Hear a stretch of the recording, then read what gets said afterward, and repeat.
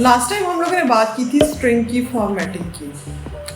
तो जनाब आज हमारा टॉपिक है स्ट्रिंग की इंडेक्सिंग और उसकी स्लाइसिंग किस तरह से करते हैं। स्लाइसिंग मीन्स अगर एक लंबी सी स्ट्रिंग है उसमें से कुछ पोर्शन हमें एक्सेस करना है तो वो किस तरह से करेंगे। यहाँ पे हमारे सामने एक वेरिएबल है str1 नाम का जिसके अंदर लिखा हुआ है वेलकम और WEL के बाद स्पेस है, उसके बाद नेक्स्ट वर्ड लिखा हुआ है काम। नीचे टेबल पे आते हैं। W है हमारा 0 इंडेक्स पे, E है 1 इंडेक्स पे, L है 2 इंडेक्स पे और 3 इंडेक्स पे कुछ भी नहीं। ये जो कुछ भी नहीं है ना, तो यहाँ पे है जी स्पेस। इसका मतलब ये हुआ कि स्ट्रिंग के बीच में अगर हम कुछ स्पेस देते हैं तो वो भी इंडेक्सिंग में आएगी। तो थर्ड इंडेक्स में हमारे पास स्पेस है। उसके बाद C 4th इंडेक्स पे है और O हमारा 5th इंडेक्स पे है, M 6 पे और 7th इंडेक्स पे है E। अगर हम इसको रिवर्स ऑर्डर में देखना चाहें तो -1 पे है हमारा E।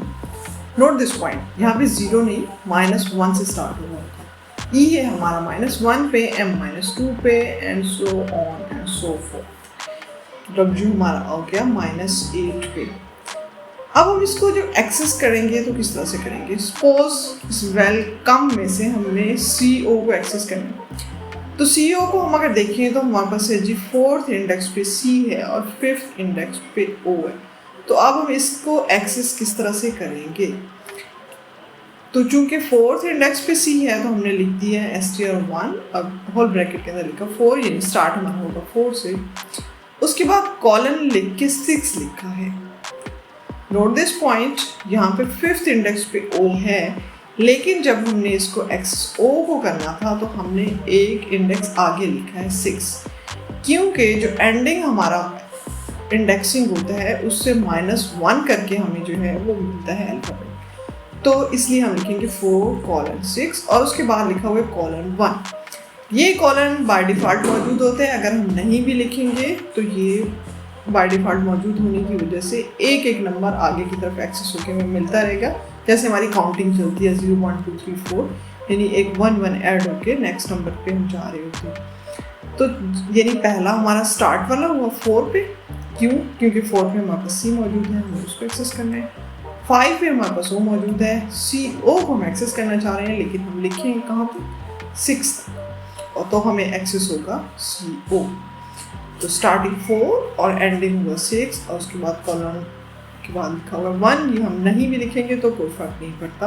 तो इसका पूरा सिंटेक्स किस तरह से हुआ, स्टार्ट कॉलन, उसके बाद जिस नंबर पे स्टॉप होना है वो, उसके बाद कॉलन और उसके बाद नेक्स्ट जो है हमारा स्टेप ओवर यानी यहाँ पे 1 था। अगर हमें को इवन नंबर चाहिए होंगे तो वहाँ पे हम 2 लिखेंगे तो वो 2 के डिस्टेंस से हमें नेक्स्ट देगा। अगर हम चाह रहे हैं कि हमारे पास ऑड में आए तो उसके लिए हम ये करेंगे कि 0 से नहीं स्टार्ट करेंगे, 1 से स्टार्ट कर लेंगे तो 1 3 5 7 9 इस तरह से हमारे पास आ जाएगा।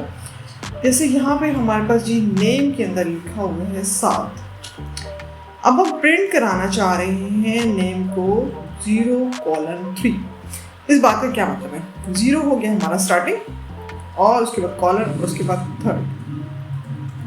तो हमें यहाँ पे क्या मिलने वाला है, नेम के अंदर जो 7 है S होगा हमारा 0 इंडेक्स पे, पहला A होगा हमारा 1 पे, दूसरा A होगा हमारा 2 पे और D होगा हमारा 3 पे। ठीक है, तो हमें मिलने वाला SAA। वाई, बिकॉज 3 - 1 करके सेकेंड इंडेक्स तक हमें मिलेगा तो 0 1 2 SAA। तो हमारे पास प्रिंट होके आएगा SAA। इसी तरह से अगर हम यहाँ पे देखें नेम के अंदर लिखा हुआ है जनाब ये डेविड, और अगर हम चाहते हैं कि जी इसके D को एक्सेस करें तो हम सिंपली लिखेंगे जी नेम और उसके बाद एक्सेस करने के लिए हम 0 लिख देंगे तो हमें D मिल जाएगा रिजल्ट में। नीचे जी स्ट्रिंग है हमारे पास एक, ये ट्रेन के ऊपर जो नंबर लिखा हुआ है ना 3 1 3 0 1 2। अब इसमें से एक्सेस हम करना चाह रहे हैं 3 0 1। तो हमें क्या करना पड़ेगा, हमें प्रिंट कराना पड़ेगा पहला 3 0 इंडेक्स पे, 1 इंडेक्स पे और 2 इंडेक्स पे, सेकंड वाला 3 है तो 2 से स्टार्ट करेंगे। ठीक है, और 5th तक लेके जाएंगे तो हमें मिल जाएगा 3 0 1। अब यहाँ पे हम स्लाइसिंग करने वाले हैं इस नाम की।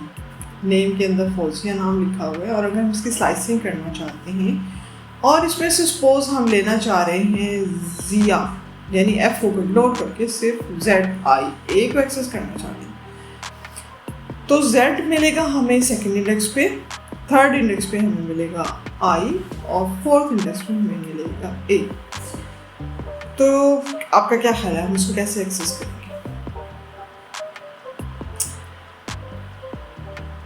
स्टार्ट यहाँ पे आप देखिए, अगर पहले में हमने सिर्फ लिखा हुआ है कॉलन, तो जनाब हमने जिया को भी थोड़ी देर के लिए मैंने छोड़ दिया ना, कि ताकि आपको नेक्स्ट इसको समझ लें, तो उसमें हम बात करते हैं।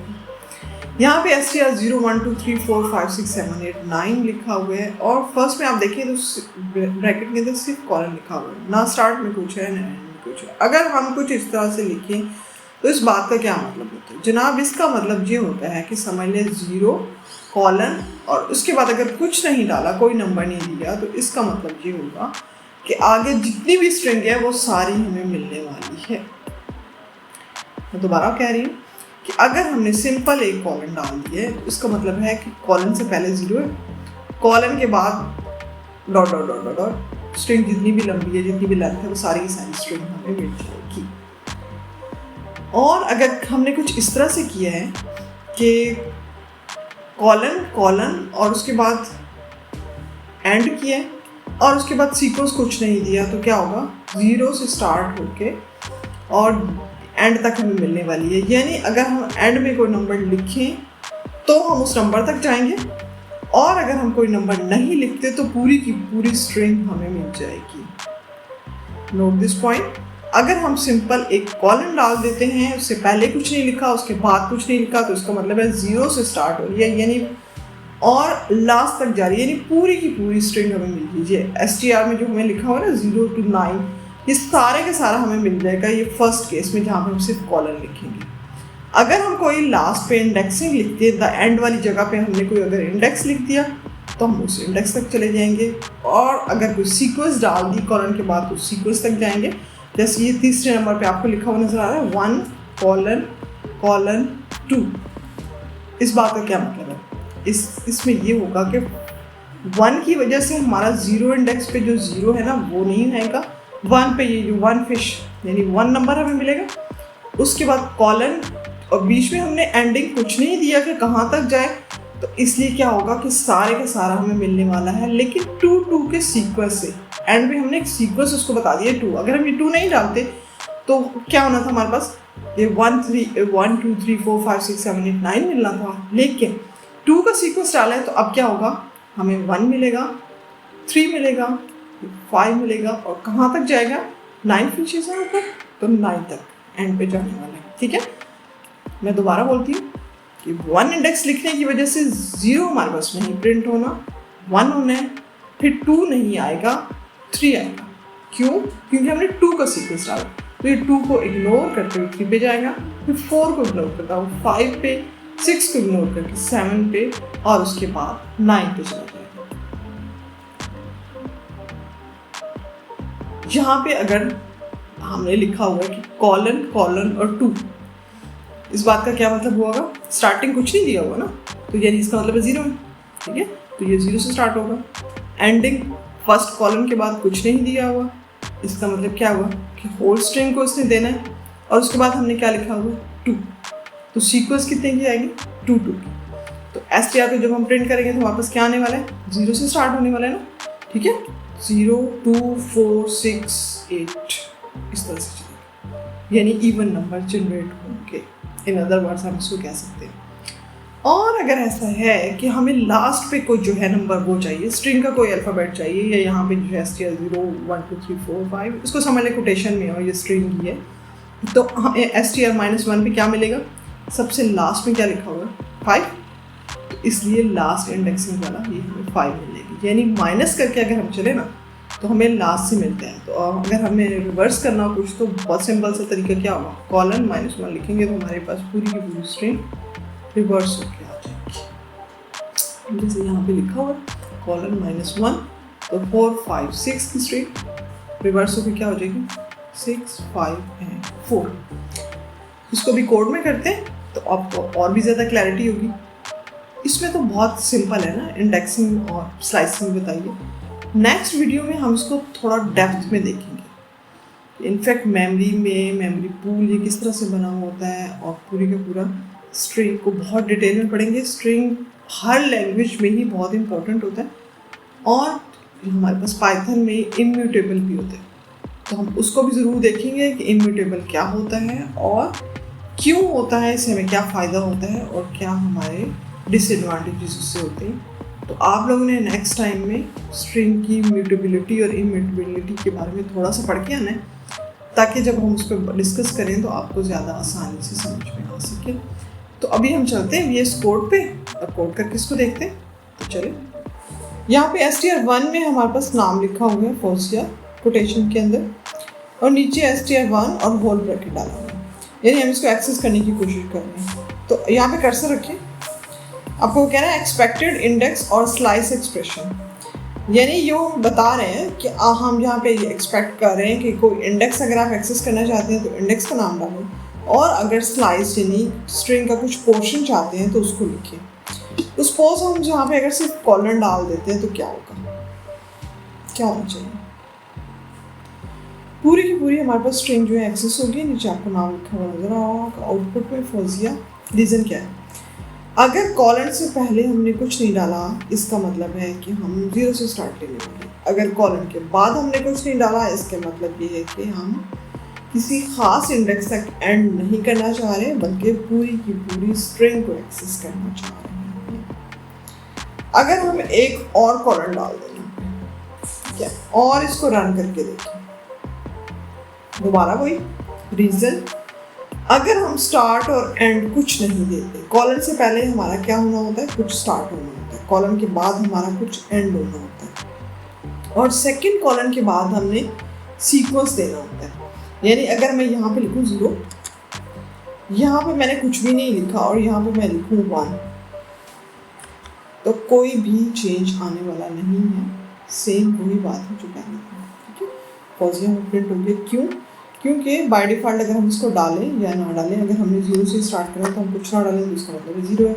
यहाँ पे एंड तक पूरी स्ट्रिंग लेनी है, कुछ ना डालें तो उसका मतलब पूरी है।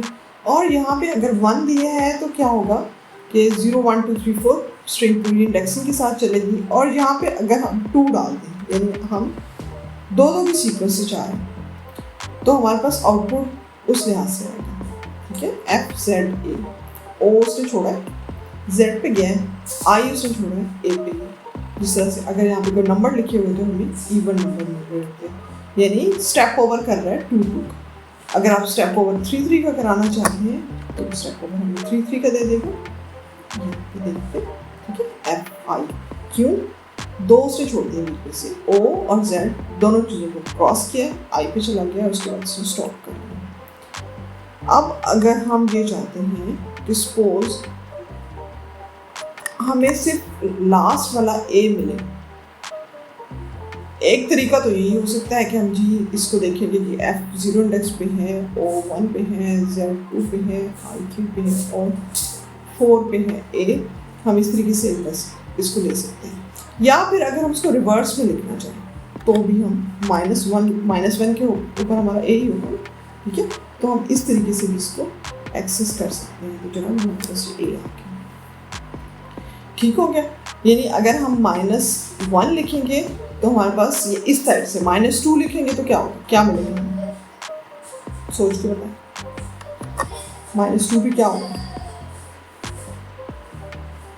भाई, ठीक है। और अगर आपने इस तरीके से लिखा -2 कॉलन उसके बाद कुछ नहीं, तो सोचो क्या मिलने वाला, आइए, ठीक है।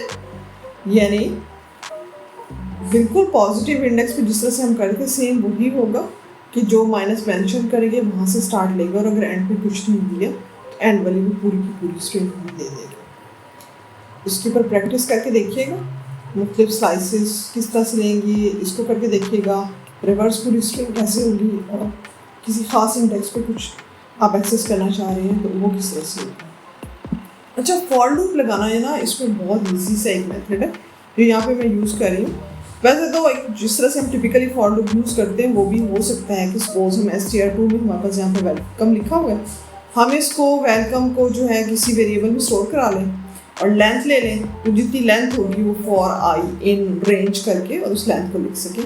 तो यहाँ पे ना हमारे पास एक उससे भी इजी तरीका मौजूद है, तो मैं वो वाला आपको करा रही हूँ।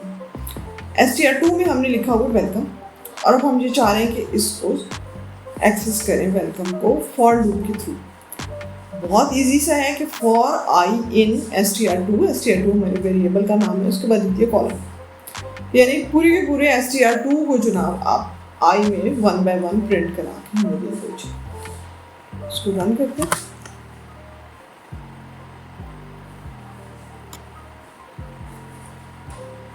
आपके पास आ गया वेलकम।